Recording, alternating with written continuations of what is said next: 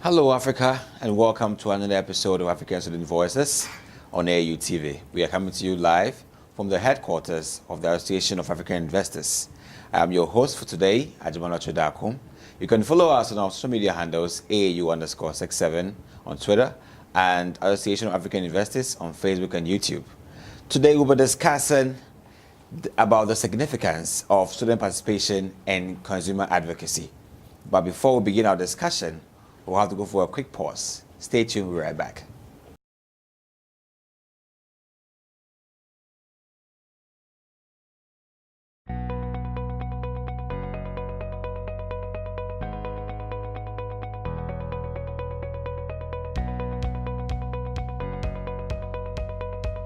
Why University of Ilorin?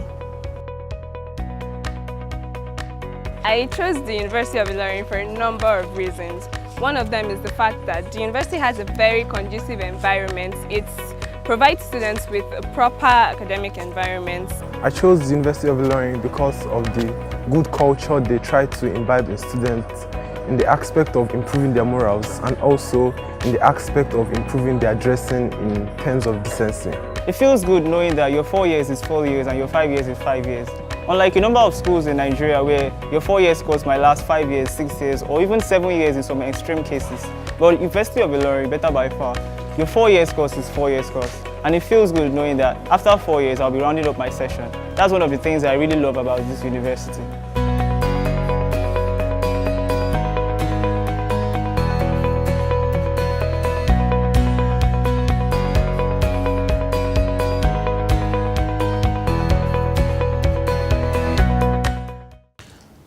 Welcome back to African Student Voices. If you just joined us, we're discussing about the significance of student participation in consumer advocacy.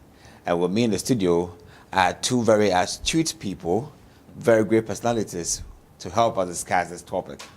Right besides me is Dylis-Judith Fafa Mensah, a teaching assistant for the University of Ghana and a member of the University of Ghana Consumer Advocacy Group.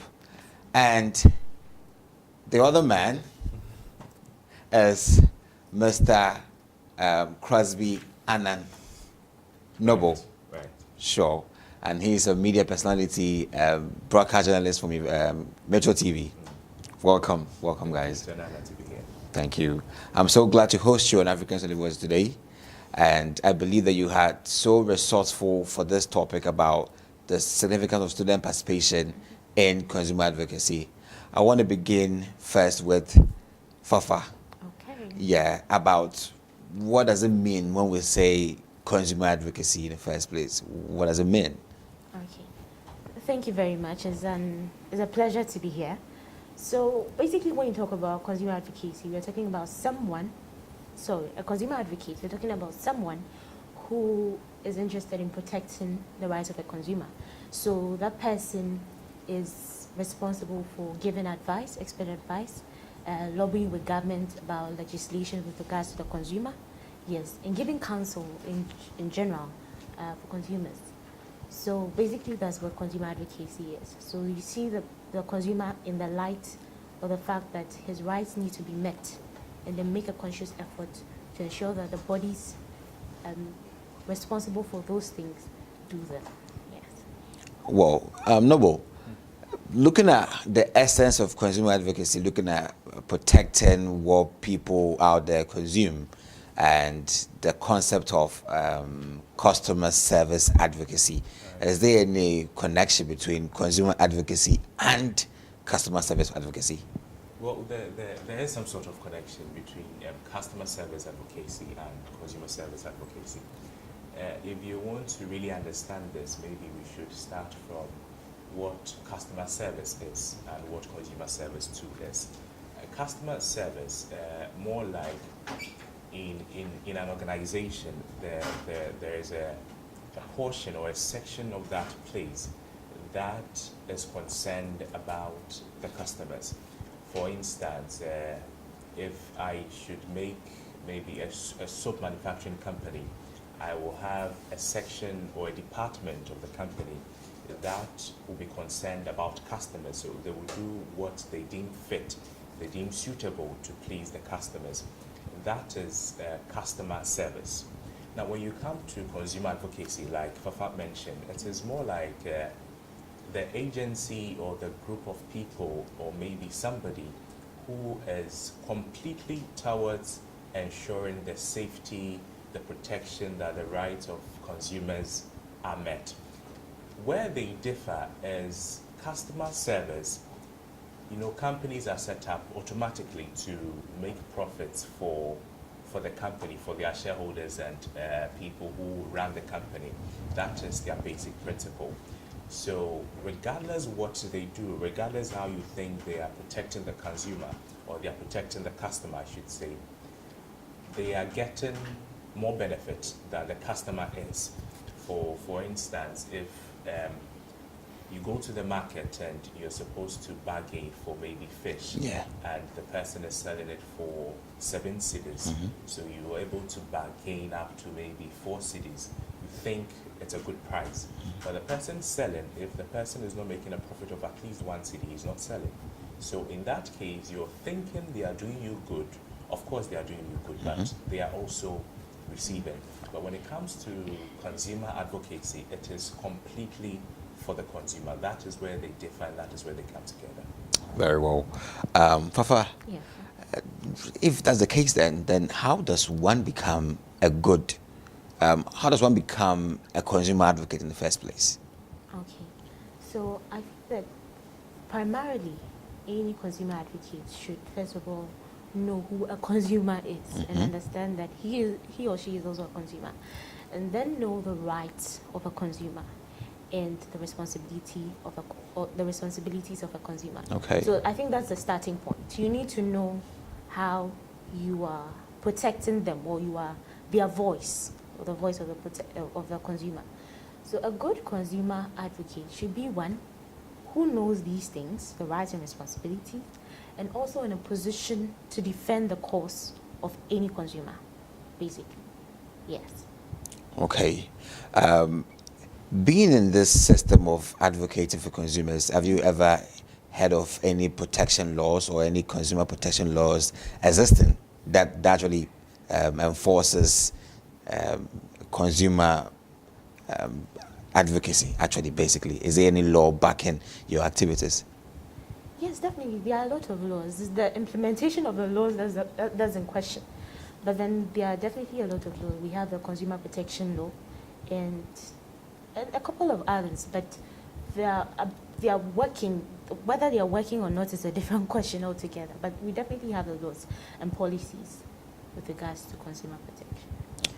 How about the agencies? Are there any organized agencies in the continent, in the African continent, basically, that see to the basic consumer needs and standards of Africans, basically? There are a lot of agencies around, but they may not be as vocal as we want them to be because of issues of resources and how to get out there. In our small corners, we are also doing the things that we can.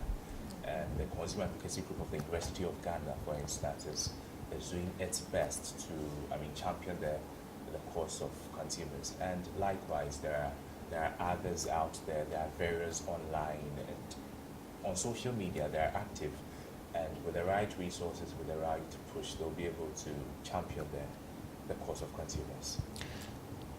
Very well. So, if I was to be very curious, has a consumer got rights?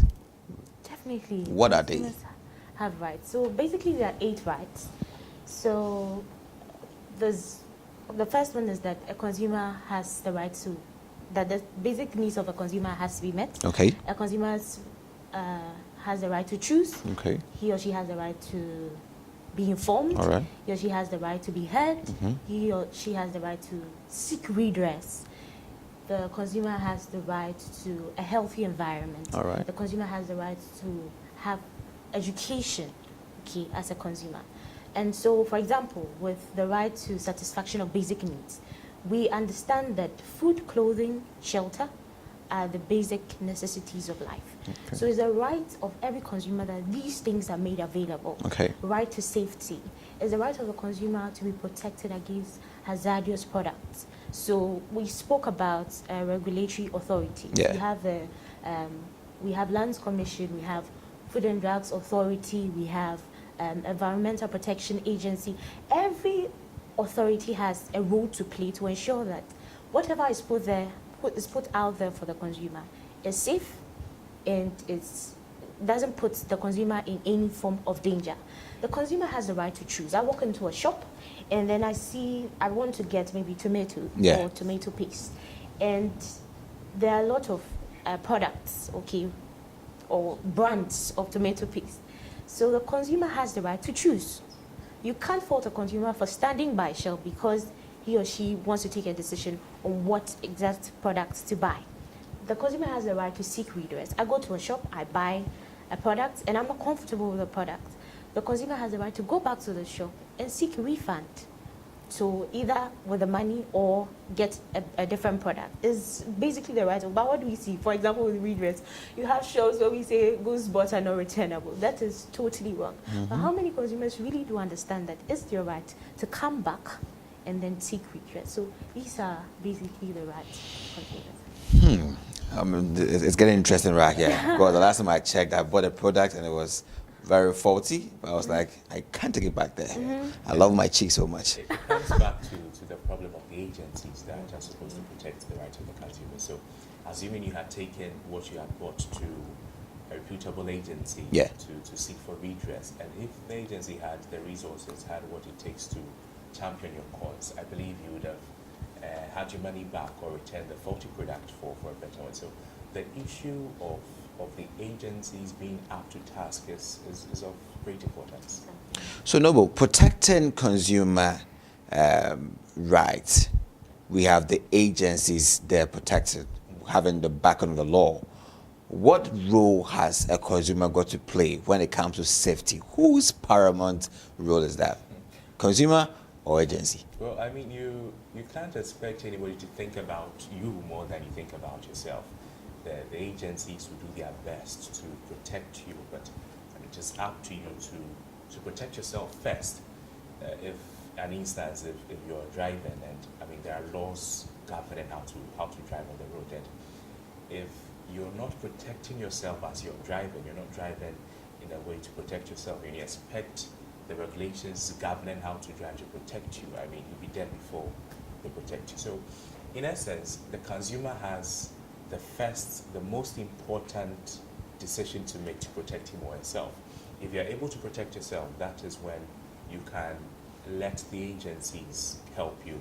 You go buy a product, you have, of course, you have the right to be educated, but you also have the responsibility to know what you're buying and to know what is contained in what you have bought. So you go to buy a product and you do not read what is the inscriptions on the product. You take the product because you do not know, you do not ask to be told. So in that case, your rights were infringed upon and you do not exercise your responsibility as well. So you take the product and maybe you fall sick out of it. You will not be able to go to the agency and say that this is what this product has done to me if you have not enforced your responsibility to know. So you have the paramount responsibility to protect yourself.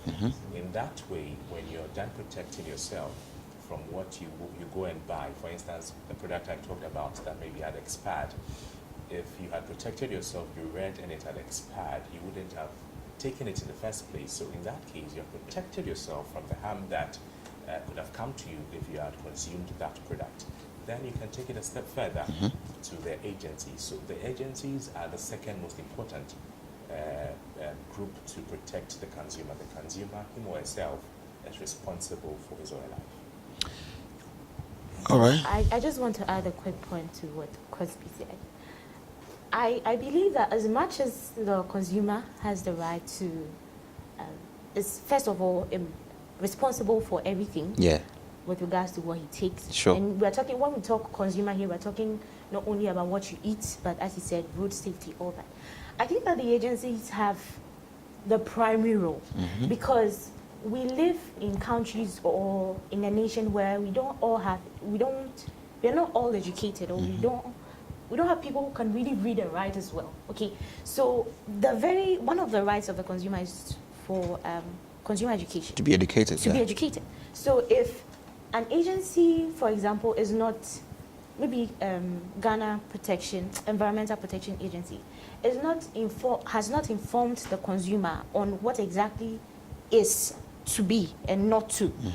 I mean, how can a person even know that I'm in danger when he or she is in danger? Yeah. So I think very important is the fact that agencies should be able to make time to educate. People watch TV, people use a lot of social media. There should be some form of education in the first place so that even before the person goes out there, he or she is informed. Another point, so we know that we have the Ghana Export Promotion Authority. Yes. So they are in charge of ensuring that products that come in and out of the country are wholesome. Well quarantined. Okay, so, yes, exactly. So if you're not doing your work well, okay, so we understand that, let's do a list of both of them. So Ghana Export Promotion Authority, sure, and maybe Food and Drugs Authority. So they're supposed to test our food and everything. We understand that because of the profit-making ideology of businesses, people can lie about products, give very misleading information. Yeah. So if they don't do their jobs well, and I as a consumer, okay, maybe I know that I'm supposed to check my rights, and I go to a shop and I want to buy something, and he tells me on the product I see is safe, it contains this, it contains that, but you didn't do your job well, I'm still at risk. Yes. Because you haven't done your job well. So as much as I believe that consumers have a role to play, I think the agencies have a governing role to play with regards to goods and services that consumers. So if you just joined us, it is getting interesting here. Is it the responsibility of the agencies, or it is the sole prime factor for the consumer to ensure their safety? Stay tuned, we'll be right back. The Association of African Universities, in partnership with the All African Students Union and Al-Azhar University, Egypt, calls on African universities to participate in the first African Universities Olympics. Theme: Uniting African Universities through sports and recreation, mapping out strategies to achieve the Africa we want. The disciplines include basketball, football, long jump, triple jump, shot put, javelin, sprints, and a whole lot more. The teams will be formed according to the 5 geopolitical regions of Africa, namely West, East, South, North, and Central Africa. Venue: Al-Azhar University, Cairo, Egypt. Date: 14th to 18th of March 2019.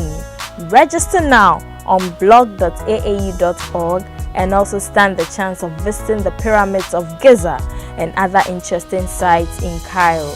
For more information, visit blog.aau.org or call +233 2432 98464. Welcome back. So if you just joined us, it is African Student Voices on AU TV, and we're discussing the significance of students' participation in consumer advocacy. And it was getting interesting earlier on who is responsible for their safety.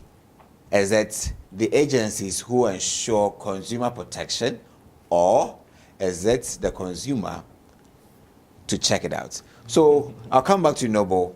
Just seal your thoughts on who is responsible. Then I'll follow out as well. Right.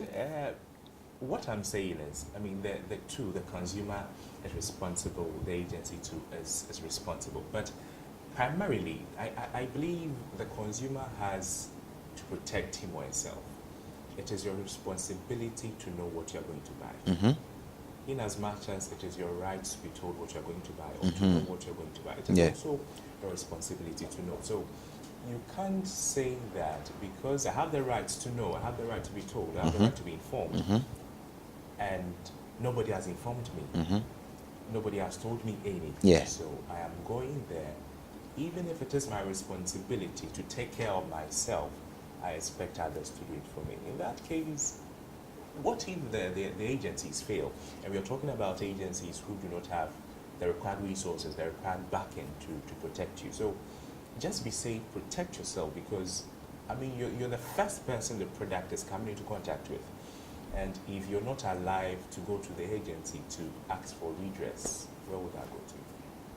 You know, many people can't even tell what expiry dates or where actually the expiry date is on a product. So it is bringing us to the issue that you do not have to know. Your responsibility to know is not only limited to reading what is on the product. There are, I mean, various places, various people, trusted people that you can speak to when it comes to these issues that I intend to get maybe sardine, and I cannot read the inscriptions on. Is there anybody who can help me read it? Remember, it is your responsibility to do that. Yeah. So regardless how frustrating it is for you to know, if it is for you to know, do what it takes for you to know to protect yourself. Fafa, what is your view on this? I'll just give a brief scenario. Okay. Okay. So I know how to read, or I'm in a position where I can ask the seller about his or her product. Yeah. So let's take canned product, for example. And so on the content, on the labeling of the product, yeah, I have information about what the product contains. Okay. I have an expiry. You do. Okay. But to the best of my knowledge, it's because of what I've read that I know what the product is. Yeah. But I gave the example as having Food and Drugs Authority, not testing. Okay. I beg to differ with Cosby on the fact that some agencies are not well resourced. I think the primary function of that agency should be served first. The issue of redress is another matter. Okay, that if I have an issue, I can go to.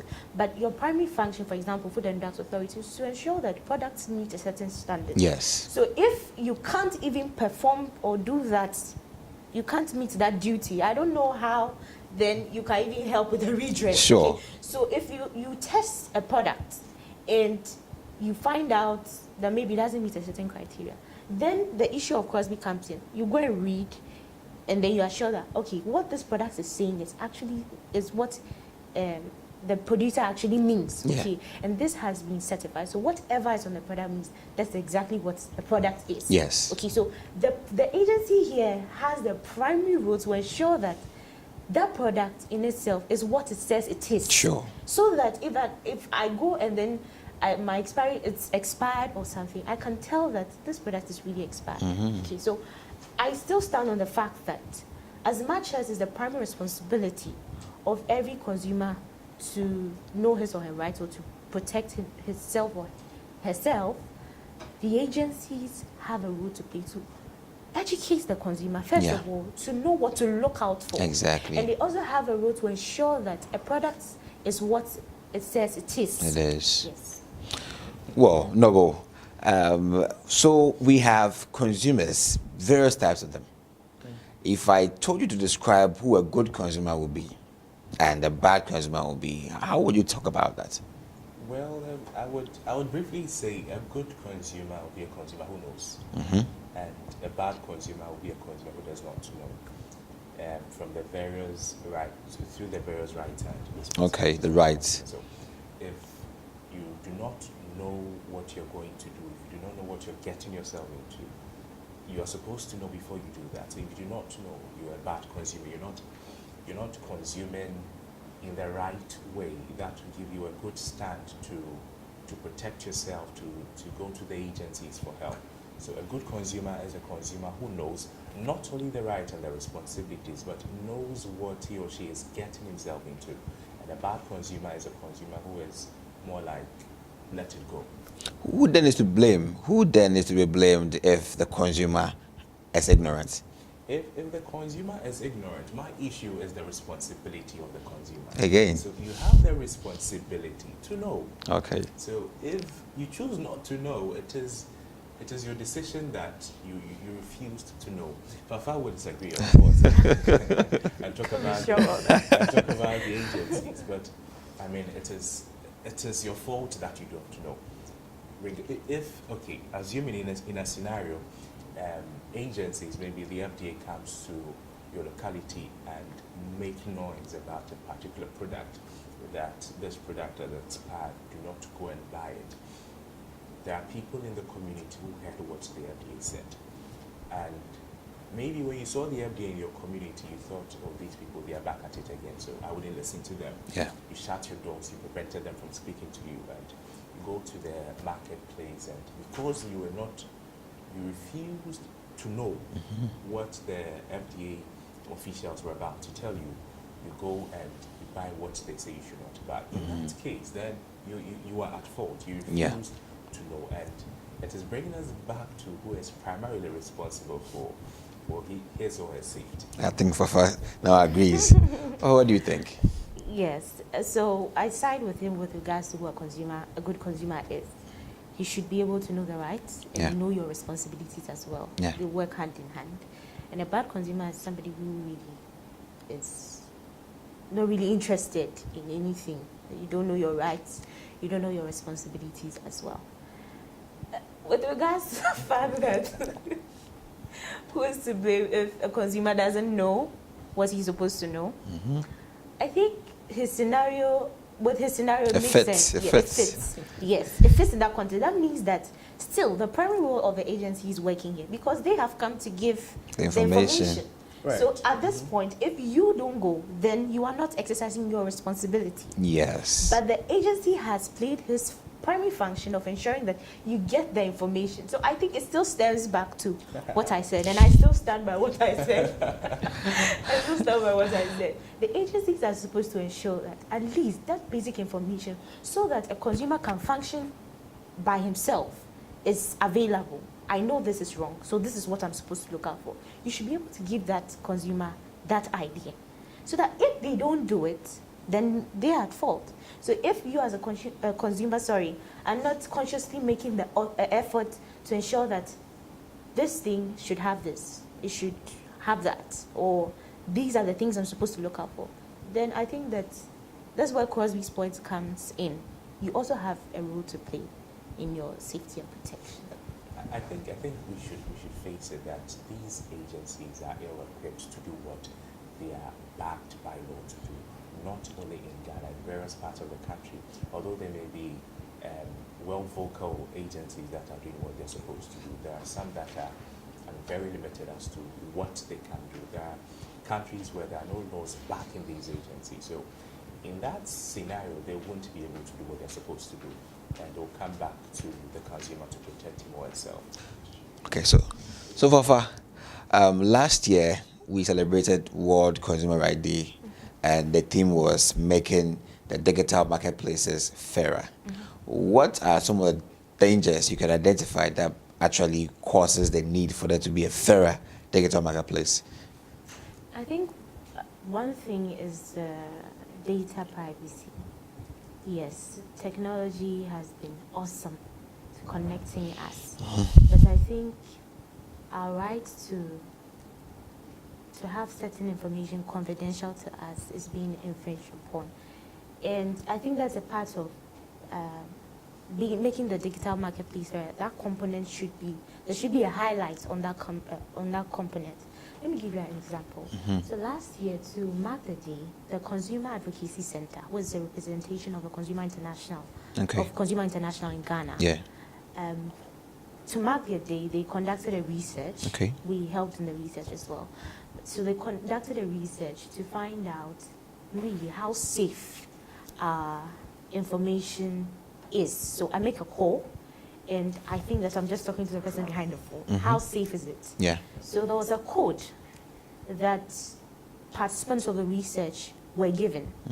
After they dialed that code, it gave some information. Okay. So let me just give you the results of the analysis of the data. Yes. They found out that there's actually like a backup of videos, conversations we've had, or you've had with the people you talk to behind the phone. Oh, really? I didn't know that. Okay? I didn't know that I'm talking to my father, and everything I'm talking to my father about is being recorded. Okay. And I think that's an infringement on privacy in entirety. How many people know that? Even if there's a reason why you're doing it, I think it's just expedient that people are told this. Okay? That's what's happening. Yes, that this is what is happening. I wouldn't like to mention the networks, but what is the National Communication Authority doing about it? How well are they informing us? These networks these telecommunication networks that are operating, how well do they do follow-ups, check up on them, ensure that really what the services they are providing for us are really what we have paid for? You buy airtime, it's finished. You wonder why. You really have no option. I mean, it's just this network or it's that network. Who ensures that, okay, a consumer has bought this amount of airtime and this is what he or she is supposed to get? So I know that's on the different side, but that issue of privacy really is a part of making the digital marketplace fairer that I think that a lot of highlights should be made on. Great. Noble, you want to talk about this? Yes. With the issue of direct advertising, Okay. I mean, these companies, they because of digital marketing, so they're able to direct a specific advertisement to you. Sure. Here is the case: I am trying to stay off maybe sugar, Mm-hmm. and I have taken quite a lot, so I'm advised not to eat sugar no more. And because I used to, and I was using the internet often, the internet is keeping almost everything that I'm doing. So these companies with communication with service providers are able to target an advertisement to you, something made of chocolate, something that has the sugar component inside. It will come to you, and regardless how bad you're trying to stay off, they wouldn't, with your habits, with your internet habit, the sites you visit often, they wouldn't bring you maybe something about teddy bears, because you don't do that. You don't do teddy bears. You do sugary foods. Yeah. So they will bring that to you, and in that case, it sort of stifles your development from staying away what you want to stay away from. So that is another problem that consumers are faced with when it comes to digital marketing, because they target these adverts to you. I was trying something on Facebook. You can make a video or do something, create something on Facebook, Mm-hmm. and then after some few payments, you can select the people you want them to see. Maybe you are advertising something real estate. After you go through all the processes you have to go through, you can direct that advertisement to maybe real estate agencies. You can choose to not to direct the adverts to maybe tomato sellers in the market. You have that option to select the people you want to direct it to, people who are earning more than maybe 6,000 cedis in a month. You want to direct that advert to people who own this brand of cars, and it sort of pushes things to you. It is uncalled for, subconsciously forcing things on you that if you are not resolute yourself, you'll be tempted to do what they're asking of you to do. So, in your own way, what do you suggest as a way to curb this privacy breach? Because I think that there might be a reason for that, perhaps as to store, or you're still against the fact that people's records, personal matters are being kept for perhaps hack. Okay, so with regards to data privacy, I think that it's first of all the rights of the consumer to be informed. I mean, I didn't know that my messages were being recorded. That is a breach of my rights in the first place. Yes. So, digital marketers or the digital marketplace should have a system where whatever service a person wants to use, the information is given in detail. Yeah. Okay, and they are well informed about it. So if I'm using a certain network and these are the things that happen behind the scene, I think I should know about it. So my decision to use the network is based on what I've heard, and I still want to use it. There was this recent issue, I don't know how credible it is, but it's went viral on WhatsApp. Okay. That Facebook and then WhatsApp, there was a system where the information on Facebook would be synchronized with that on WhatsApp. Okay. Okay, you heard about that? Yes. Yes.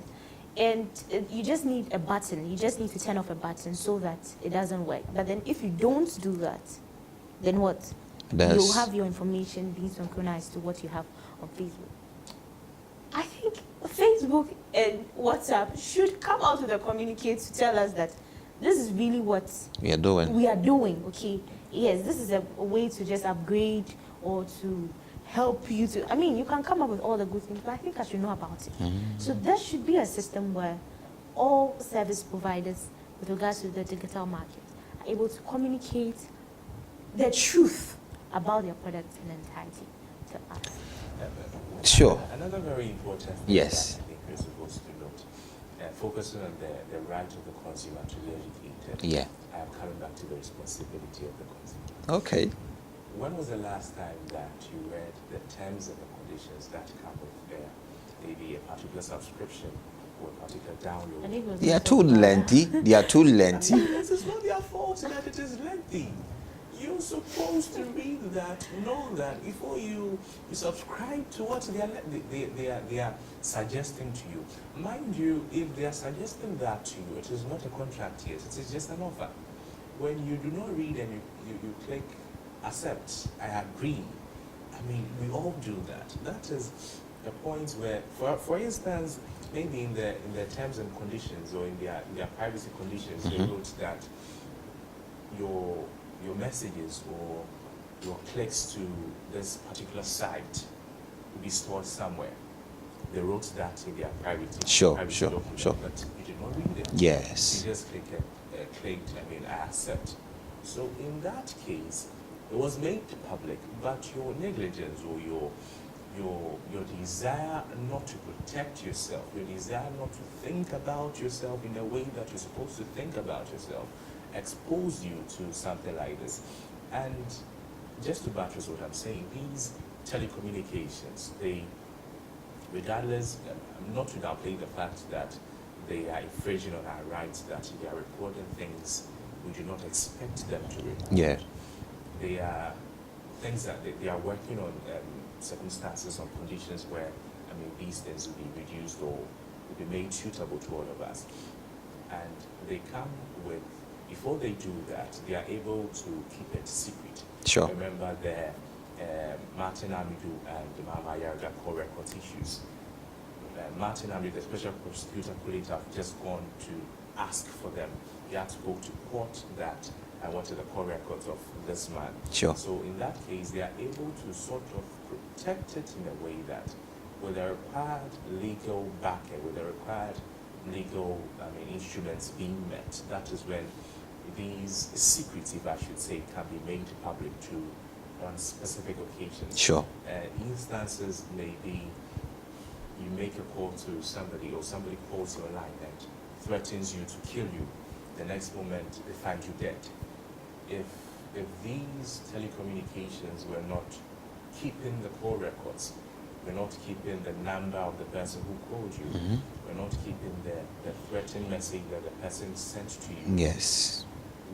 How would we go with finding tracking? Yeah. So these are things that they are two-way machete. They cut on both halves, but they are trying. We should also meet them halfway by knowing what you're supposed to do. Fafa. Yes.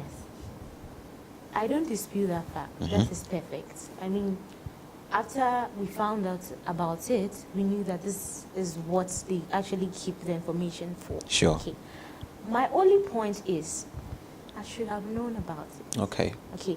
So if they're telling me, and I don't know whether Cosby is now an advocate for telecommunications network, but then I just think that you should be able to tell me that this information you are keeping, and it's just for my safety, okay, that you as a customer service provider is putting in place for me. Okay, that's my only point. I totally agree with this example, but then I should know that this is the reason why you're doing this. Okay. And just one instance. A typical example is when you call MTN 111. Yeah. And you've called them for a number of times, so you know what they say.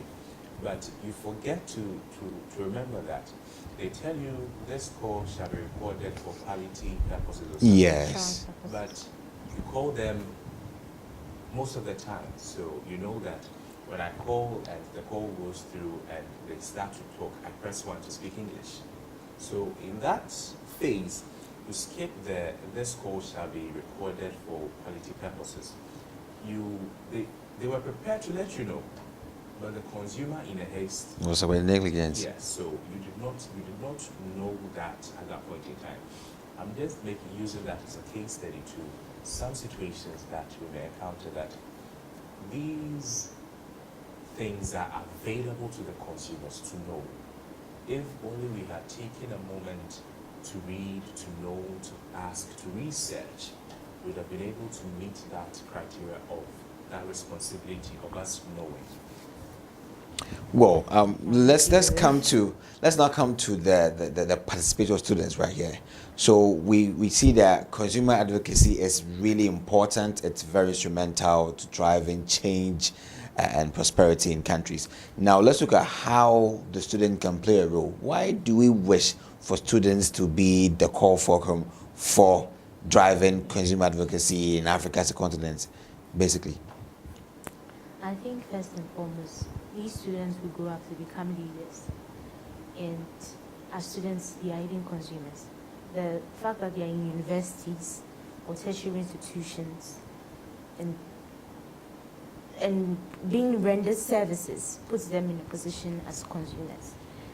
Can you imagine, look at the number of universities we have in Africa, and the fact that these universities are youthful, okay?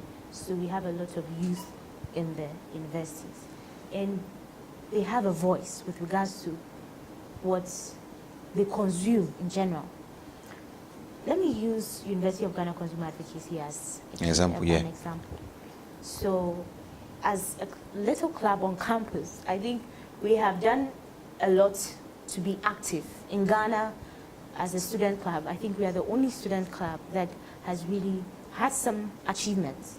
Okay, and in our little corner, educating consumers about their rights, putting posters around just so that you know what you're supposed to do, responsibilities, liaising with the Students' Representative Council on certain occasions to make sure that, yes, consumers, our main function is to ensure that they are educated. Yeah. So we get their rights and responsibilities across to them.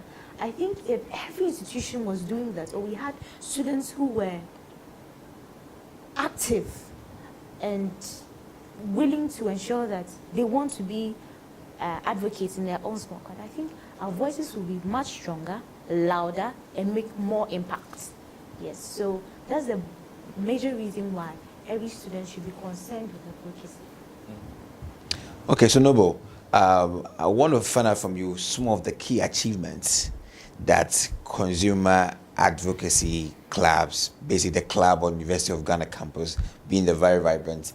Can you tell us, a beneficiary, what did you see? What can you confess have been some of the fascinating things they've been doing on campuses?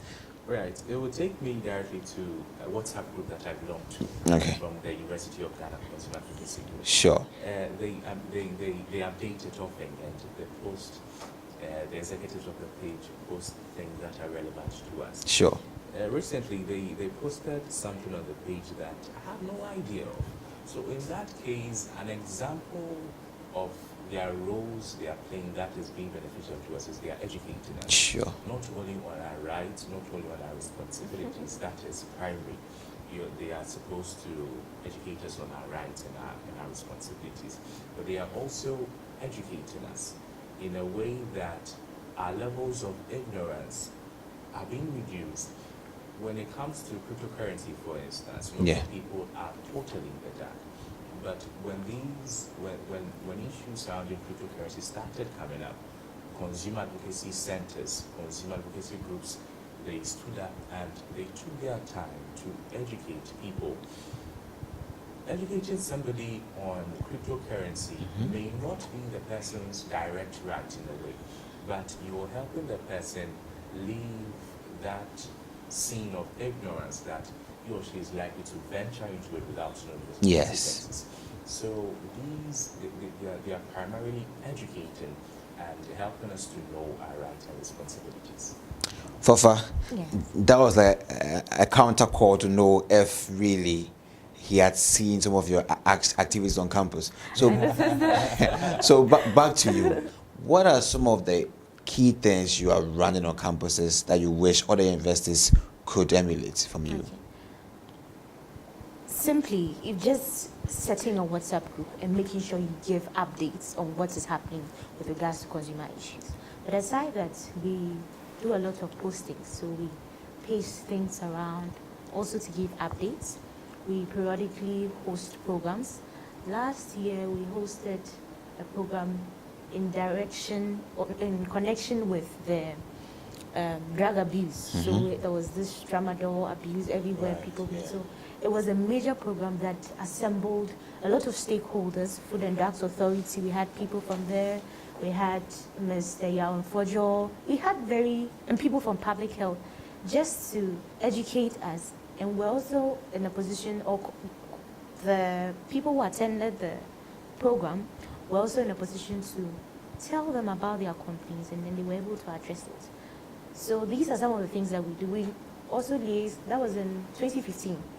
We worked with Consumer Advocacy Center with regards to the reports on consumer awareness in general. So we just try to make sure that in every way we can, understanding that yes, you are students and there's really a lot to do, you are still conscious of the fact that as a student, you are still a consumer. And you have the rights, you have the onus on you, to ensure that you send the message across every way possible. Basically, they are doing what their name says. They should be University of Ghana Consumer Advocacy Group. So they advocating for the rights, the responsibilities, and the things that consumers should know. Exactly. We want to sound a message to all African universities to emulate from you. If we needed a model of a consumer advocacy team on campus that could drive student participation into consumer advocacy, we would say the University of Ghana Consumer Advocacy Club as the model. What would be your inspirational message to every university in Africa to emulate University of Ghana Consumer Advocacy Group, and why? Well, I would tell all universities they are made up of students, teachers, and people in the university. So the people in the university, one person can start. If you see your friend drinking maybe a can of cola, have you read the inscriptions on what you're drinking? Ask the person that, oh no, I assume I know. No, you're supposed to read. In that way, you're drawing the person's attention to the need to read what the inscriptions on, to make sure that you understand before you consume. So that person, if you're able to carry on consistently helping the person to be informed about what he or she is getting himself into, then the person in turn will speak to another person and the cycle continues. So in that way, you might not need a WhatsApp group, you might not need a Facebook page, but just talking to yourselves about your rights, your responsibilities, the things you're supposed to know. In that way, gradually, it becomes big. Remember that you wouldn't start a WhatsApp group with 1,000 people. You would start with yourself, add somebody, then it goes on. So the people you are adding, if you are, just imagine that the WhatsApp group is what you're doing with the person face to face. Yeah. You speak with the person. And what is happening here right now is there's another thing that we will encourage many universities to start doing, where they educate, they talk about issues surrounding consumers. And in so doing, the education goes far, the advocacy goes far, and a lot of problems facing consumers can be curtailed. Just to add to what Sure. you said, so in other words, right in the corner where you are. And I also think that in these universities or universities across Africa, we have Student Representative Council, okay. And this is a group that primarily exists to protect students or to represent students. So I just think that to have somebody accountable to ensure that, okay, this WhatsApp group is formed and that person has an authority to ensure that things are done right, okay, or has a responsibility to ensure that things are working. I think that every Student Representative Council can take it upon themselves to form committees that ensure that as part of maybe lecture hours or something, students are updated on their rights and responsibilities. They pick up issues with regards to students' fees, certain basic things that really awaken the students to know that this is a right, this is a responsibility. So I think it would help if the Student Representative Council of every university sets up a committee to ensure that they advocate for consumers and get members involved. It's also a way of getting students involved, making them understand that they also have to advocate for their rights. And talking about the HRC, for instance, we should not limit ourselves to think that issues surrounding consumers are only related to the edibles. When it comes to issues of paying school fees, yes, there are also consumer issues. Sure. Accommodation issues on campus is also a consumer issue. So let us not think too far of ourselves. The little things we are doing, we are already doing on our campuses, we can just pay attention to it, expand it, and it will be really championing the cause of the student who is a consumer of the services that the school is rendering to the student and the consumer. Well, so finally, next year, or not this year actually, World Consumer Rights Day is March 15th. And I know you have on your heart some matters that should be really given much look into. So Fafa, I'll begin with you. What briefly would you think should be the theme for this year's World Consumer Rights Day? Okay. Fairer digital marketplaces. Data privacy in perspective. That is very, very, very obvious from you. That's a long thing. Okay. All right, Cross. So, I think that there's a suggested theme. I don't know if that will go. Trusted smart product. I don't know how far that is. And I think their emphasis on digital marketing. Last year was making the digital marketplace fairer. And then 2017 it was better digital world. So it's obvious that we are all turning digital. So there's the need to properly educate ourselves on issues surrounding the digitization, so that we will not wait for the population of over 7.7 billion people in the world to all turn digital, and we start one after the other. We can start right now, emphasize on it, and I think the theme is okay. Interesting. Oh, so hello there. If you just joined us, it's African Student Voices. We're discussing about the significance of student participation and consumer advocacy. And I believe that you noted it down that mostly the agency does their part, but the prime responsibility is the consumer. That is how far we've come with African Student Voices today. I so love it that we can continue, but we can't. So catch us next time on African Student Voices. I'm your host, Agyemang. Take care and bye.